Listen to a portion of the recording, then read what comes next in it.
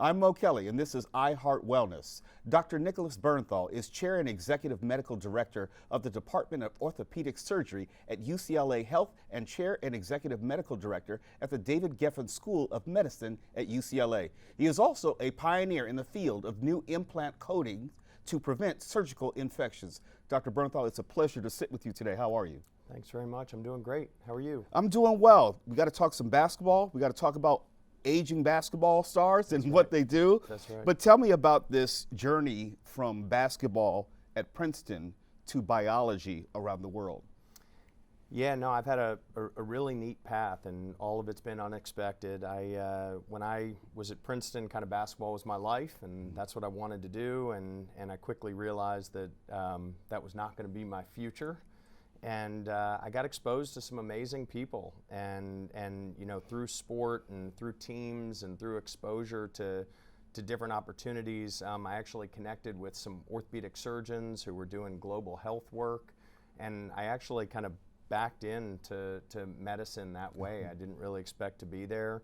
I ended up living for a bit in South Africa, doing a little bit of work there, and it opened my eyes to what we could do with the medicine team. Same idea, same concept, and the rest has sort of been the journey here to LA. Let me give you a general question to ponder. Being around the world, having traveled to different countries, how would you assess the overall medical, I would say, availability to people around the world? Yeah, you know, every country is different, and it really is a privilege to go and see different systems, because nobody's got it knocked. Nobody. I think at the end of the day, there are some real strengths in our system. We're really good at innovation. We're really good at kind of top-end discovery. Where we've been a bit behind on is access and equity and care, and there are some countries that have been ahead of us, and I think it's really been kind of one of the joys is watching, you know, UCLA Health really kind of take that on and say, how can we be the health system for the city, the whole city? Along those lines, in other conversations I've seen of yours, you speak extensively about not just one mission, but 4 missions: education, research, clinical, and community engagement. How do they fit into your larger view of what's necessary for healthcare? Yeah, no, thanks for the question, Mo. From my end, you know, the big challenge in healthcare has been seeing these missions as antagonistic. I mean, these really, we can grow in one area, it should help the others. And so for us, everything links together with innovation. Everything adds up with innovation, where if we're doing the latest and greatest, we're going to improve. Our research is aimed to it, our patient care is aimed to it, our education, it becomes a magnet to get the best and the brightest who want to learn here and want to push that barrier. But actually the community engagement is essential, and that's been this part that often historically was left out in medical innovation. But this idea to really discover something new that matters, you have to know what matters to a population. And you can't do that without being the team for the entire city. You speak of innovation. I remember a day growing up where a knee replacement or a hip replacement was kind of shocking. It was amazing even. Now it's Tuesday. Talk to me about some of that innovation there and also elsewhere around the body. Yeah, no, I mean, the innovation, we think of innovation in orthopedic surgery, oftentimes we focus in on the surgical innovation, which has been great. What I think is really exciting right now, and there's a lot of gadgets and gizmos and computer navigation, all the things we do in the operating room, but what's really exciting now is in biologics, in things that are actually going to keep people out of the operating room in the first place, ways to get the host immune system to start to heal and regenerate. That's where the big innovation is today, and that's where it's going to be for the next 10 years. Do you find that because, all told, we're living longer, we may be living better, we may be more athletic into our later years, that also influences how you have to do your job? Absolutely. I think the idea that, you know, there is an athlete in everybody, and how they define that athlete may be different. And so it's easy for us to look at, you know, LeBron James and say he's an athlete. But You know, getting up and wanting to walk your dog around the block a few times, not in pain. Getting up and deciding you want to be able to get up and down from your chair without pain. That is an athletic, musculoskeletal endeavor. And so for us, you know, we love our partnerships, taking care of the elite athletes in LA. You know, we take care of the Lakers and the Dodgers, and we take care of the Sparks and now USA Basketball. All these elite athletes. It's such a great way to push the field forward. But really the whole purpose of it is that the innovations become available to everybody else, and you start to see things trickle down to everyday folks like you and me who want to feel good, do things we love, and stay fit. Doesn't your basketball history directly impact how you approach what you do? 100%. 100%. I mean, I love the operating room as a game situation where your preparation goes into it, where you work with a team to prepare, you've got a game plan, and then the actual performance itself is the surgery, is the game, where the work you put in preparation makes the game, the actual act of doing the task at your hand. Let me jump in there. Let's take that analogy further. Let's say you're in the game, you're in the surgery, and we all know with all games, they don't necessarily go as planned. You have to make an adjustment, you have to make a call mid-surgery. What are some of those variables for you? Yeah, so there is always some adjustments made in surgery, like in an athletic endeavor. I will say that much like in athletics, the amount of preparation you put in is directly correlated to how many variables you can handle.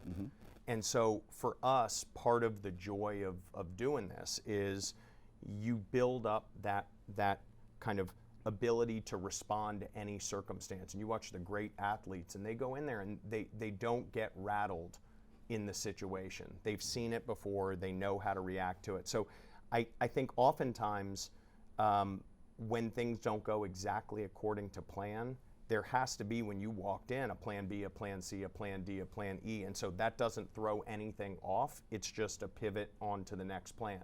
And actually, one of the great things in this community is I talk to all my patients before surgery about plan A, plan B, plan C, plan D. They like being part of that planning process, so they recognize it's not that everything you do is going to be perfect, but it is that you better have a plan for every little area that could go a way you didn't expect. You also deal with bone tumors, soft tissue tumors. How does that impact as far as, let me rephrase it. Do we know more now than we did maybe 5-10 years ago about the pathology of bone tumors and also soft tissue tumors? Yeah, we're learning so much in the space of orthopedic oncology. I've always loved this field because we kind of grab on to all the innovation in all the other areas around us. And so we get the best of orthopedics and rebuilding things and function. We get all of the innovation that's been in cancer. So we're learning more about the tumors. We're learning more about how to harness what's a really powerful tool, the human immune system, to fight these tumors, to recover better, to get back. And you know, what I always like to lean on is this idea. My mentor taught me, you know, and he said to me when I was just starting, he said, you know, my career was about keeping people alive and keeping their limbs. And your career is going to push the bounds to be about giving them the life they want to lead. And it's such a cool idea of how medicine evolves and builds on the last generation for the next innovation. Okay, innovation, next generation. I made mention of, I was growing up, hip transplant, knee replacement. Wow, I couldn't necessarily foresee what it was going to be in 20, 30 years. What do you see on the horizon in a technological innovation sense, or even on a smaller level where you talk about maybe the implant coatings to prevent surgical infections? Yeah. I think the key right now, the future is really in biologics. It's really this idea, you know, there's this breadth of innovation that's new drugs, new therapeutics. We need to continue that innovative spirit, but also recognize, like every other topic you talk about on your show and every area outside of medicine, that right now there's this huge influx of information. And really what our job is to distill it down and pick what the best piece, the valid information, because kind of anyone can get anything they want if they search hard enough for that data point. And what we have to do and what we're trying to build is we want to have the best experts in the room deciding what are those pieces of innovation that are actually going to make a difference in people's lives, and how do we invest in those, how do we build those out, and how do we translate those. So to answer your question and not evade it, I want to say it really will be in biologics. It will be in adding ways in which it's not going to be making the knee replacement better, but it's going to be, let's look at the 5 ways knee replacements fail. Well, infection is number 1. So if we don't address infection after knee replacement surgery and we just work on making the widget work better, we're missing the boat. That's not why it fails. Is there an AI component to that? Always. Always. I mean, it's taking data, and actually our Department of Radiology really has these global leaders in AI. So what we're trying to do now is take big data sets, especially these infinite data sets that come in from radiology. You take an x-ray, and to me it looks like a single x-ray. To a computer, to a system, it's millions and billions of data points. And so taking that in, predicting who's at risk for infection, right? So I can make a coating that will reduce implant infection. It's going to cost something, and what if it has some risks, like every therapeutic has? So what we have to do is use algorithms to decide who's at high risk enough for an infection that this makes sense for them in today's world. 10 years from now, we hope that this coating is so good that it should be on everybody's implant. But for right now, while we're developing it, we need to have a risk-benefit profile, so we need these algorithms to help build out who is at the highest risk profile to benefit most from these novel therapeutics. Before we started our conversation, I asked you when you were at Princeton, not only to get a sense of when you were there, but also how old you are now. You're still a very young guy, but I know you're at the point in life that all of us start to feel our age, our body changing. As you feel your own body changing, has that changed how you participate in your profession? For sure. Yeah, no, it is scary to look in the mirror and start seeing Noticing yourself, stuff. and you notice some stuff Yeah. that you just couldn't believe a few years ago. You used to think that was the stuff of your parents. Yeah, I mean, I think about how much we take for granted feeling good when we're feeling good, and what a privilege it is to have that musculoskeletal system working for you, and when it's not, you know it every minute, every step, every moving out of bed. And so for us, in the way we approach things, it really becomes, you have to have debilitating back pain once in your life to know how desperate a person is who's walking in saying, my back is killing me. Right? Until you've been there, it's very hard to empathize. It's abstract. It's abstract. That's right. And so for me, some of those aches and pains of aging, I still get out there and play basketball, and now next day I'm very aware that I played basketball the day before. When you have that, you walk in and you reprioritize in every patient interaction how much it is about getting their goals, finding out what it is that they're trying to achieve. And if basketball is important to me, I have the hope that my doctor is going to say, all right, let's figure out a way to get you back to it, rather than just saying, hey, you're too old to play basketball.